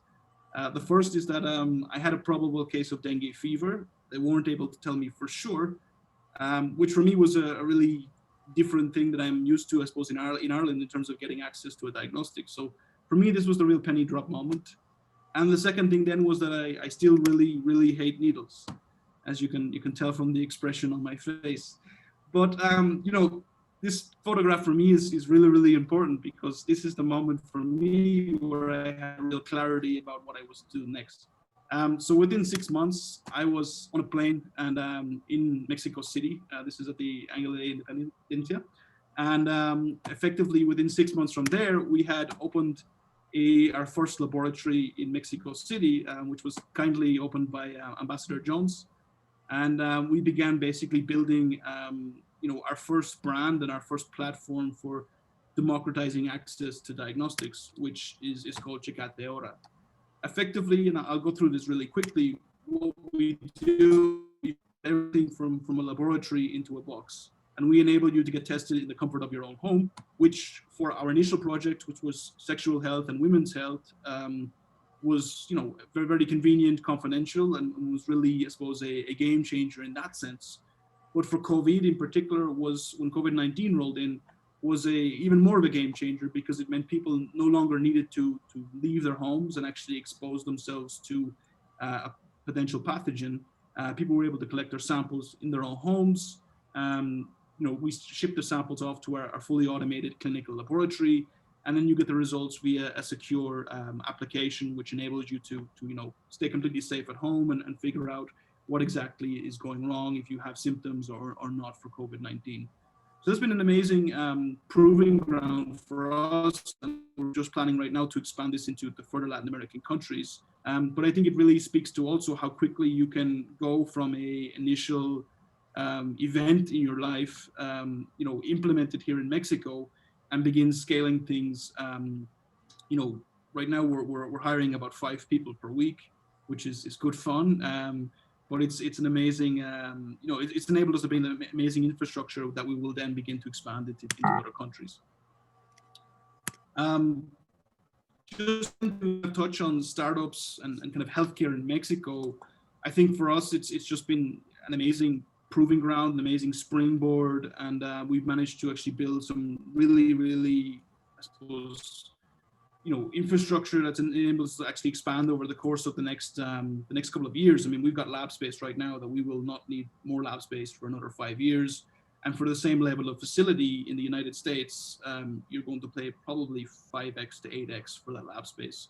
So from that perspective, it's enabled us to really build a strong foundation for what we're going to do next. So the 4 things really that I think Mexico has to offer is first, the clinical need. And I think Luis spoke about this extremely well. I think healthcare in general, a lot of the innovation comes from the United States with a sprinkle of Europe as well. But to be honest, as a once Irish or European startup looking at the healthcare market, it was very evident that everyone was looking towards the US market. And I think, you know, in any company, in any process, if you're building a product and you're looking at a particular market, you ultimately build that product for that market. And I think that has led to a lot of systems and workflows within the healthcare space to not be adapted or, you know, to fit perfectly within certain regions of the world, for example, Asia, the Oceanics, and also Latin America. So I think there's a real opportunity here whereby if you're an Irish startup or a startup in Europe or anywhere in the world, and you want to find a proving ground where you can innovate and take existing technologies and adapt them into a large and rapidly growing market, I think Mexico is definitely somewhere that you can really do that. On top of that, then, you know, in terms of talent, I think our biggest problem with talent in Mexico has been having to choose candidates. I can tell you right now, tomorrow I have to choose 1 of 6 digital marketing candidates for our e-commerce platform, and I want to hire them all. So I think that's been a really amazing opportunity, is to see the quality of talent coming out of the universities here, and to have an amazing choice, and also to have an amazing, really, I suppose, entrepreneurial mindset from some graduates who have just come out fresh out of college, but really understand what companies and startups are trying to achieve and can really begin to kind of roll with that vision. And that's the second part to this for me, which is effectively, I mean, we've had, I'm not going to say how many, but definitely a high number of our employees which have really just stepped up. And it's been, you know, we haven't really asked them to. I'm sure it's definitely the local leadership of some of the directors we have at the company, but also there's definitely been a number of employees who I can see actually stepping up and running the Latin American operations, you know, across the region, and even expanding this into the United States. And for me, that's been a really amazing thing to see, you know, a particular hire go from being an employee to really own their role and bringing things forward. And I can tell you a number of those are currently, you know, within leading projects that are about to change how we're testing COVID in Mexico, which is really amazing. I think, and that's really, I think, a testament to the passion that the Mexican kind of workforce has in that sense. Next, then, really looking at location, and not location. I mean, this is Reforma in Mexico City. I mean, it's amazing, it's beautiful, but location more so from the perspective of Mexico is already really a healthcare hub. I think the current situation and the current health crisis has really helped to expand on that. I think last year, you know, our direct-to-consumer home testing system was beginning to be adopted, and things were really beginning to pick up. But at the same time, I think now more than ever, technology in the healthcare sector is really beginning to push on, and that's just amazing to see. And on top of that, you've got some of the world's best healthcare clinicians behind that technology and really helping to push things along and really helping to make things happen. So that's one of the reasons I think Mexico is you know, as a location is perfect. And the other thing then is getting from a regulatory perspective into the Latin American region. If you've already got a European certification, entering COFEPRIS, you know, while any regulatory process in the world is difficult, and that's because it's protecting a population and making sure that the products that they're getting are safe. But at the same time, I think with the application, it's a lot easier to get into the market. We're currently, helping a pharmaceutical company get into the Mexican market, and I'm happy to kind of give a steer to any company who approaches us on the regulatory side of things, because I think this is definitely a market that, with the right product and the right kind of, I suppose approach, can definitely be an amazing springboard into the United States or into the rest of the Latin American region. And then lastly, I think this was touched on also, and this is culture. And I mean, for me right now, I left Mexico, or left Ireland 3 years ago, and Mexico right now is home. And I think that's a testament to the people, the culture, the amazing landscape here in Mexico. But it was really, really important for me to actually come here and to physically be here. I think that's the thing I leave this talk with, is effectively, please, please, please, if you are considering Mexico, get on a plane and come here and experience it. Because I think understanding the culture, you can read all the market reports you want, you can think and strategize all you want, but until you're on the ground here and you actually speak to the key opinion leaders and you understand how the various processes work, I think it's very difficult to begin building a credible business case around coming to Mexico. And again, I'm happy to kind of, for anyone to reach out who's even considering it, and just shoot the breeze on that in terms of actually getting access to this amazing market. So my last request is basically get on a plane and come here and see what it's all about. So thank you. Thank you, Blaine. I think as soon as the flights are open, people are start going to Mexico. That's our hope. By listening and seeing your presentation, I feel very, very proud of both countries. I'm wearing both flags after all these years here in Ireland. So I'm really, really proud to see your experience with both countries. And now we've reached the point where we are going to have the panel, the questions and answers. And it is my friend and colleague, Adam Fulham, who's going to take care of you in this next section. Thank you very much, Laura. Really, Blaine, it was great to hear your story, an Irish success case in Mexico. A lot of people think about doing business in Mexico, but also in the United States. Irish companies can really set up their export to the United States, manufacture in Mexico. So there's a lot of different investment trade opportunities. So folks, I'm just going to give a quick introduction to our panelists. But before we do that, I want to let you know, my name is Adam from the Latin America Trade Council of Ireland. I also have a website called LatinAmerica.ie, which promotes studies in Ireland, and Startup Network Europe, which does virtual events for startups. And really, for me, from my experience in events, I think there's 3 key factors. Number 1 is to have a great audience. So really looking at the registrant list was amazing. There are so many CEOs, managing directors, Irish and Mexican companies. So I'm very happy with the fact that you've all come here today. Great content. I think all the speakers and panelists today did a great job. Thank you so much. But the most overlooked thing is actually follow-up. And most people forget about this. So I think after this event, we'll send you an email. And in this email, we'll give you a link, and you can actually book a one-to-one consultation with Laura. And whether you're in Mexico or Ireland, she will tell you the right person that you're supposed to go to. And we will email you this. We can WhatsApp you as well if you want. So that's very, very important. In terms of our questions, I have 4 different things. 2 of them are about doing business in Ireland. 2 of them are about doing business in Mexico. So Margarita, I think we can start with you. When doing business in Mexico, what are the main challenges? Yeah, sure. Thank you very much. As I mentioned in the exposition, it is not only one thing that you can think of what is the main challenge. Actually, it is the 11 steps. And the thing is that many of the companies do not consider those 11 steps. They consider something here, something there, but there is no integration. However, if we can think of 3 strategic points, you need to consider, number 1, what is the business culture in Mexico? Because whenever somebody says, okay, are we going to proceed with this business? What do you think about this? People may say, okay, let me think about it. that means no. That means no. No, it's most of the times. Or when they say, okay, it might be possible, it still might mean no. Because in Europe, when people says no, is no. When they say yes, is yes. In Mexico, you need to be absolutely careful on the second point, follow up. You need to do a very close follow-up inside, because if you don't do that process in a very thorough manner, you may lose contact, or the first approach you did, it might not become to a deal. So you need to be very careful. That is number two. And number three, you need to be very careful when choosing your partners.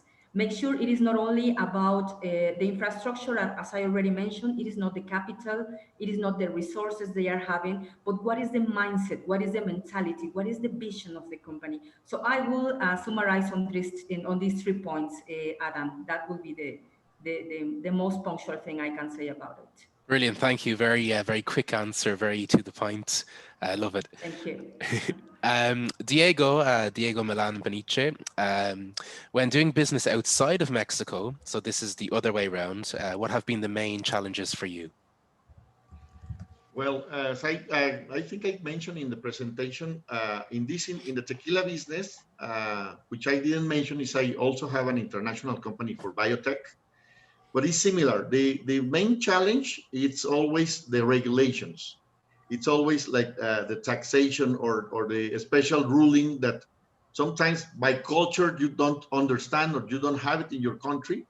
And when you visit other areas, other regions of the world, then you have to change your mindset to understand what is this about. So I think it's that. And there are some companies that help you to do the soft landing. There are companies here in Mexico, like for instance, all that Margarita is doing is great. But also in Europe, I met some company in Hamburg that they dedicate their own core business to help you do a soft landing. So that saves you money, that saves you time, and that puts you in the right direction since the beginning. So in order to make a long story short, I will say permissions, licenses, and some kind of cultural differences that the market itself can put you a barrier, or the governments of the different countries. Alcohol, in the case of tequila, it's complicated worldwide. Great, thank you very much. And actually, when it comes to alcohol, it's very interesting. We have a lot of gin and whiskey companies here from Ireland. And I know, having worked with some of them before, the Irish market is so saturated. There's so many taxes that often they make almost all their profits from actually exporting. And I know that's the case for alcohol companies in Mexico. So I think there's a lot of room for cooperation there. Our next question is for Luis Hernando. Is there any business chamber or company that helps business people and entrepreneurs from other countries in approaching the Mexican market? Yeah, sure. Actually, the Mexican Foreign Exchange Council, it's called COMCE, C-O-M-C-E. Actually, if you're willing to export or import, maybe you should chase them first. If you're willing to come to Mexico, maybe you have to go through the sector, through the specific chamber. I mean, you have chambers going all the way down from candy, all the way up to steel, iron, aluminum. So just in case you're planning to come to Mexico and establish as a factory, maybe you should go through the chamber. But as long as it's a first research or a first mission in order to gather info, maybe COMCE will be the most suitable organism. I'm thinking that, well, you know that before Mexico used to have this government program called Pro Mexico. Pro Mexico is no more with this new government for a couple of years now. So the work now that Pro Mexico used to do has come to be part of the new job that the private sector can do. So just the initiative such as this one, I mean, you have all great people and great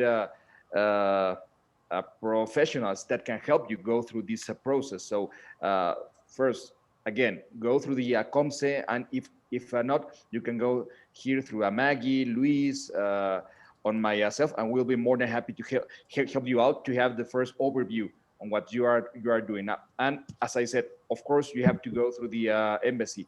When you go with the Ambassador Malfavón, maybe he can guide you first on where to reach first before doing something else. Great, thank you very much. And then the last question is me. So basically, if anybody wants to do business in Ireland, I can make a few recommendations. I think if you want to invest in Ireland, then the IDA is a government agency. It's very, very good. They can help you with a lot of different things. There's also the World Trade Center in Dublin. So I think there are 10 or 15 World Trade Centers in Mexico. There's also one in Dublin and another in Belfast. So they can help you with investment or trade. There's really a lot of great organizations. I think the best thing for anyone to do after this event is to actually contact Laura, book an appointment with her, and she can actually tell you in Mexico or in Ireland who is the best person to actually contact, the best organization. And I know Laura is working with Agape now, Agape International, so she can be a big help in Spanish or in English. So guys, what we can actually do now, there is one question which is really relevant from Daira, and it is there a firm date on when the free trade agreement comes into play? So I'm not sure who could answer this on our panel, but Laura, maybe we can start with you. Sorry, me? Yeah. Sorry, can you repeat the question? I wasn't expecting the question. No problem.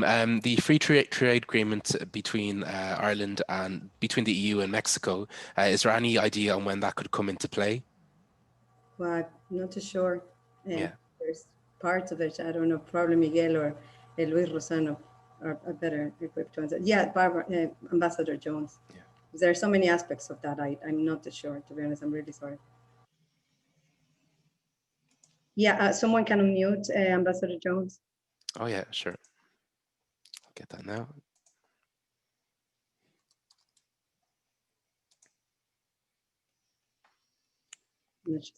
Thank you. Okay. Thank you very much. It's a very, very important question.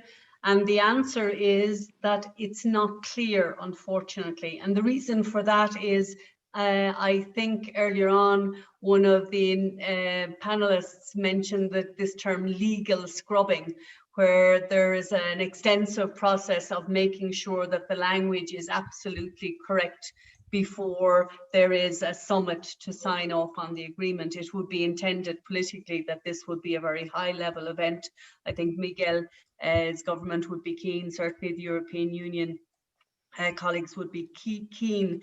I think what's important to say in terms of the advice here about planning your strategy for entry into Mexico is you can be absolutely certain that that is not going to slip beyond 1 day longer into 2021 than it needs to, because there is a very considerable commitment by the new Trade Commissioner and by the President of the European Commission, Ursula von der Leyen, to get for this agreement to be the signal from such an important strategic partner for the European Union, Mexico, and the European Union, that not only are we dealing with all the humanitarian impacts, and correctly so, and brilliant presentations on that of COVID-19, but we are open, and not only opening up for business, but doubling down on our commitment to free trade and investment. So I think don't delay in terms of your market planning.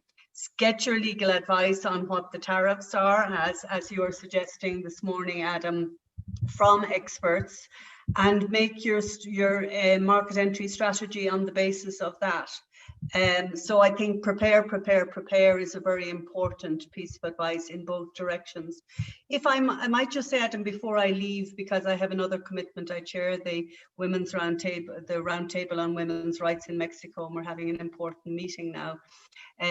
But I would say that the Irish Embassy in Mexico, for working with a great group of leaders here in Mexico in the format of the Irish-Mexican Chamber of Commerce, is also a partner in this conversation of those, including those experts and people who participate in this morning's call, who are stakeholders in exactly this vision of yes, be precise, yes, be careful, yes, be super strategic, yes, go for the long haul, but also because of the nature of the business culture here, introductions and advice from people who are active in the market is invaluable.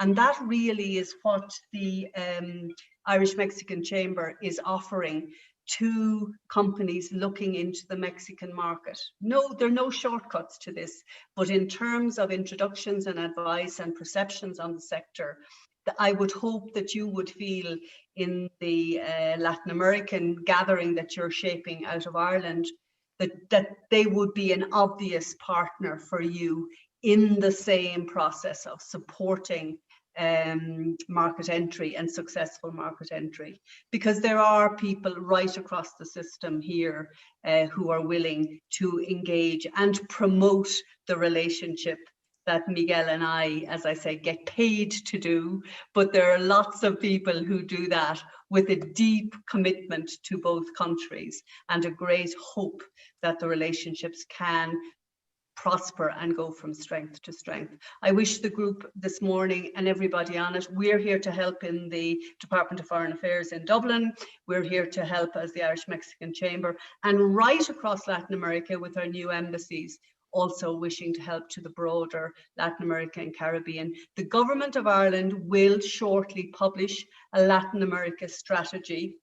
It's a commitment of the new government in the programme for government, and we will be integrating all of the elements you've touched on: trade, investment, cultural, social, political, obviously central, and then this theme, which I'm so grateful has been mentioned, the humanitarian and the solidarity theme.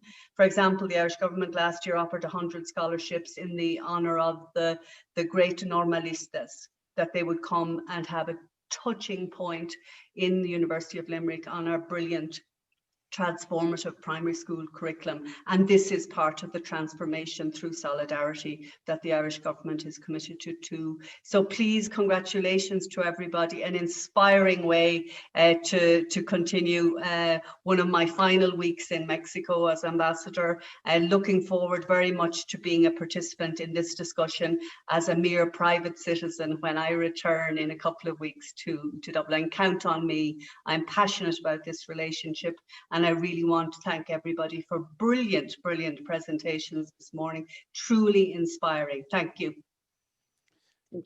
Ambassador Jones, thank you so much.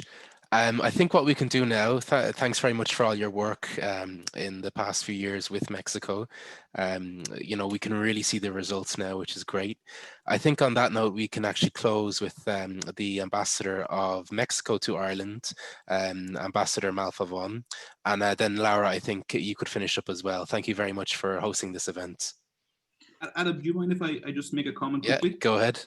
Sure, I'm just getting a number of different comments from various board members of the Irish Mexican Chamber, congratulating you and Laura on such an amazing event, and to all the speakers also. And they've also just mentioned, just to echo what Ambassador Jones just said, that the Irish Mexican Chamber of Commerce is 100% behind this initiative. And yeah, please do not hesitate to reach out. We are here to support on the ground in Mexico. So please, we're here to support this kind of bilateral you know, relationship with Mexico and Ireland. So just that comment. Congratulations.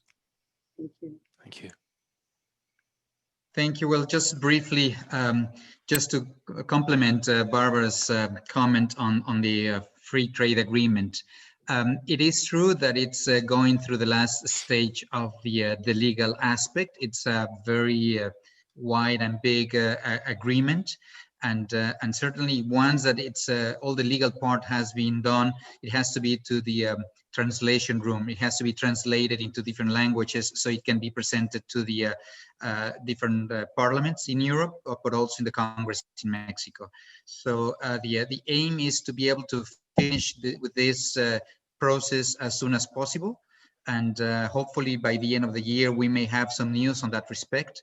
And we can start working with the new agreement in place and lowering tariffs drastically in many areas. Agriculture might be going down 45%. So many areas will be benefited with this agreement. And I will join Barbara certainly in thanking you, Adam, Laura, Jane, for organizing this event. It's giving us the opportunity to put Ireland and Mexico on the map. For those companies who might be interested in getting more information, both embassies in Mexico and here in Dublin, we are more than open to hear from you and to see what can we do for you, how can we help you.